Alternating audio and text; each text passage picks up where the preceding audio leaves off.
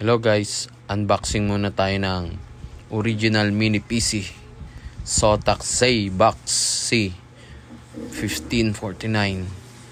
So napakaganda nito, maliit pero napakalupit. Makikita nyo dito halos isang dangkal lang siya o wala pa kayang dakutin yung ng buong kamay yung isang niya, yung buong CPU.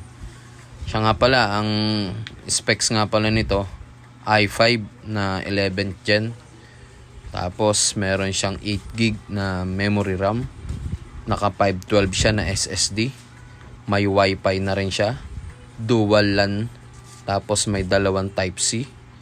Mayroon siyang tatlo na USB port na 3.0.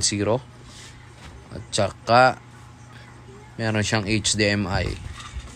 So, meron din siyang memory card. Tsaka, ayun na. At meron siyang wifi. Yun, yung wifi. So, napakakisig nito. Napakaliit lang. Ito yung madalas na ginagamit sa mga bangko. Thank you.